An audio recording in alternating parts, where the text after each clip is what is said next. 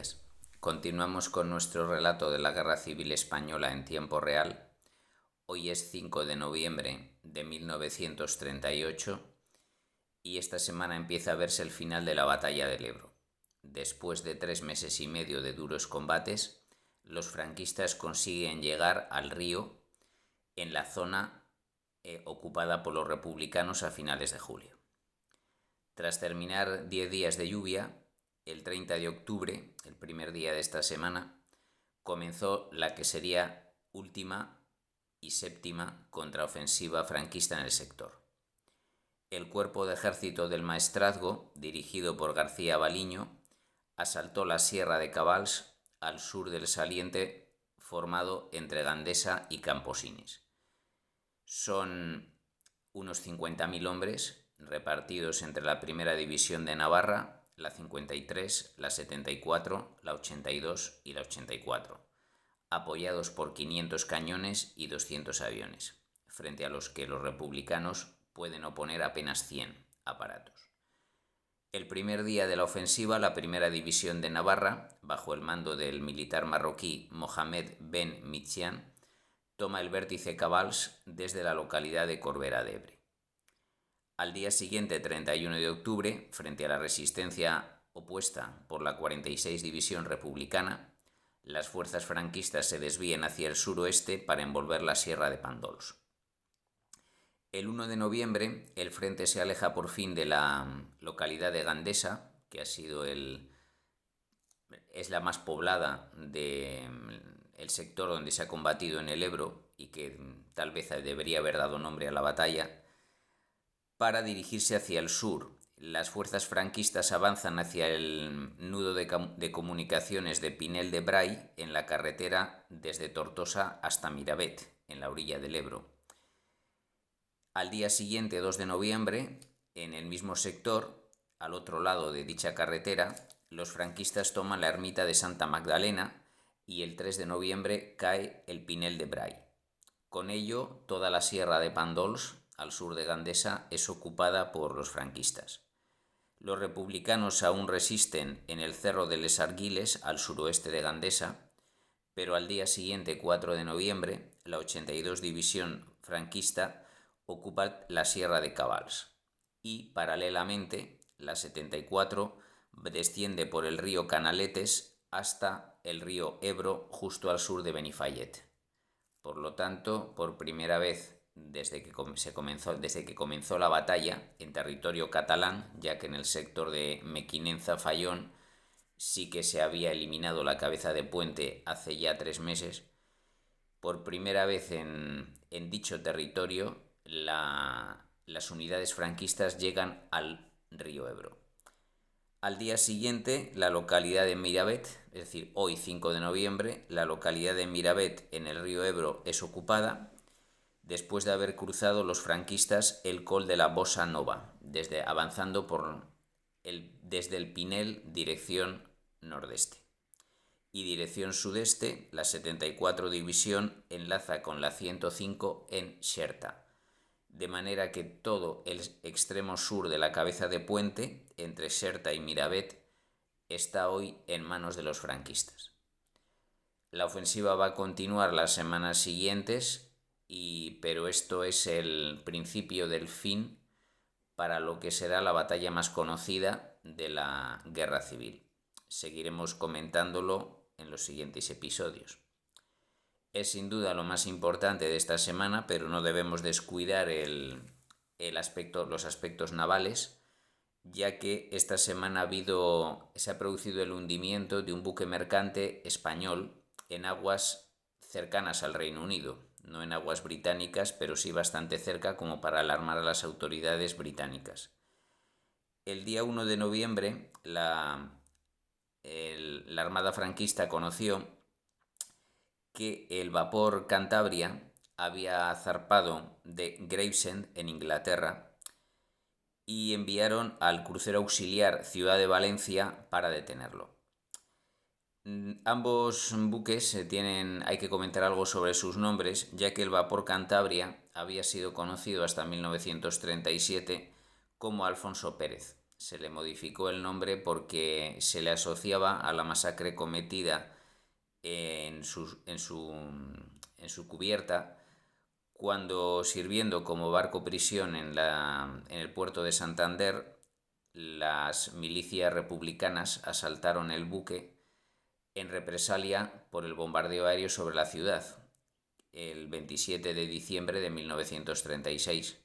156 presos políticos, derechistas y católicos fueron asesinados a bordo del Alfonso Pérez.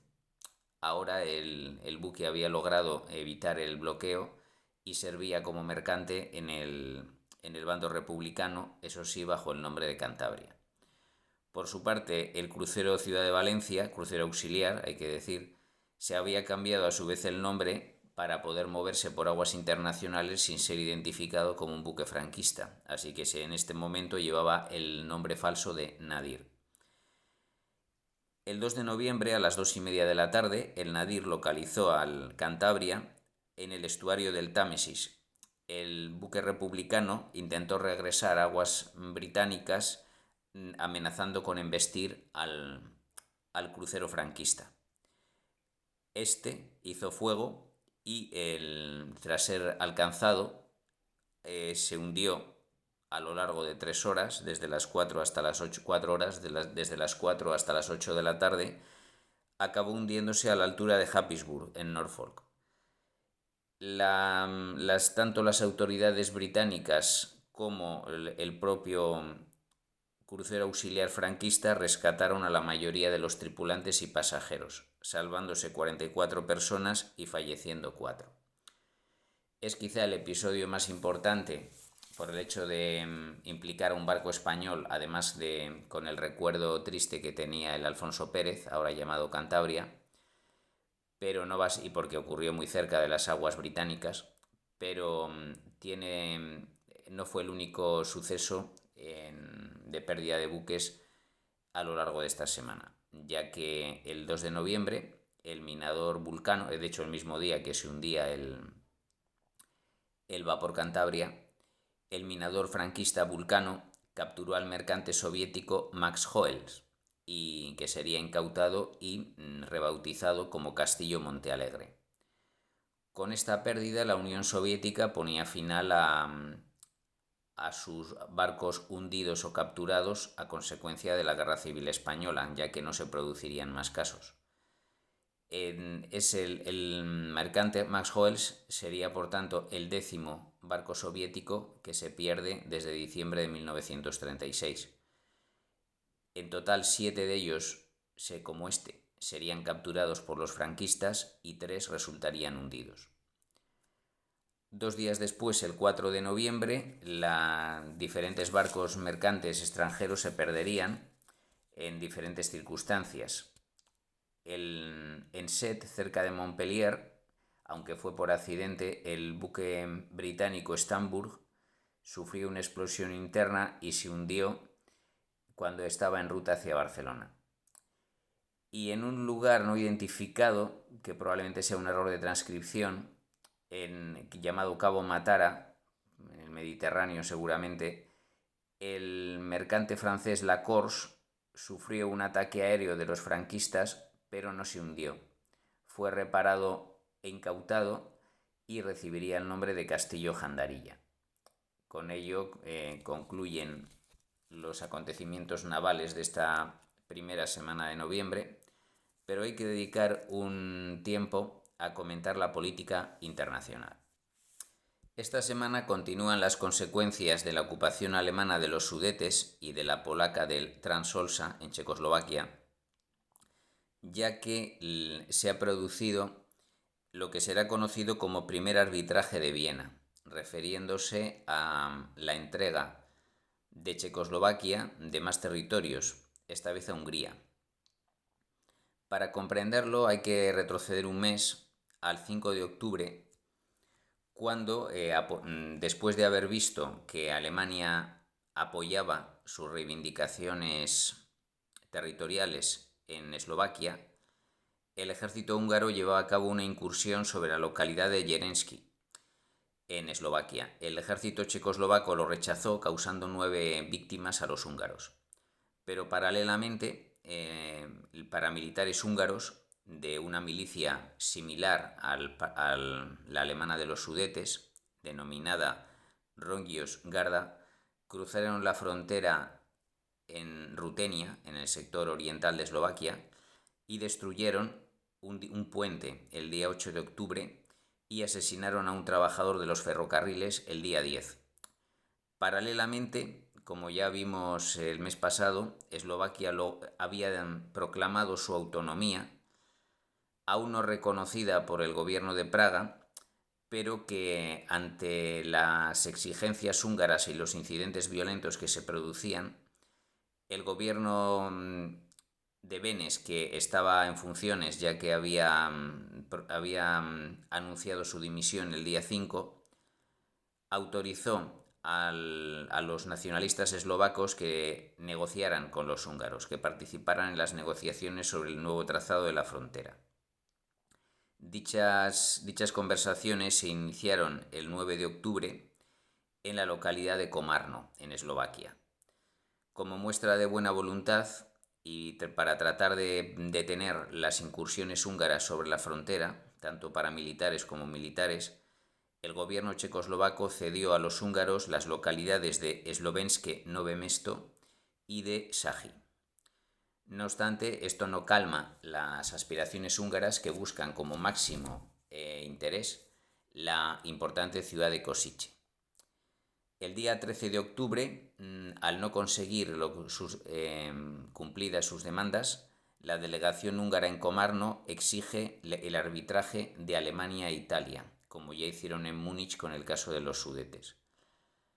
Además, para presionar a Praga, el gobierno de Budapest decreta la movilización parcial de su ejército. Checoslovaquia responde decretando la ley marcial en la frontera.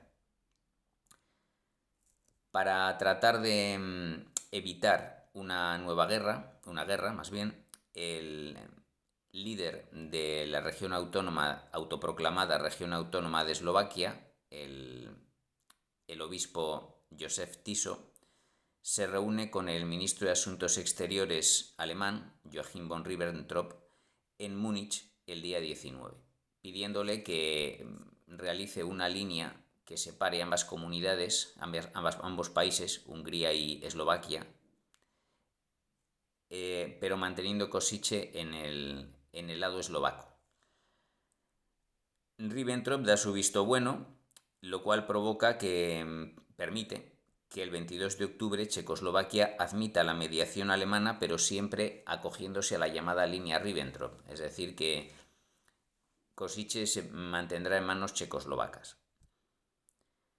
No obstante, el 27 de octubre las cosas cambian cuando el ministro de Exteriores alemán viaja a Roma, se reúne con Chiano, y Chiano, el día 30 de octubre, acaba intercediendo a favor de los húngaros.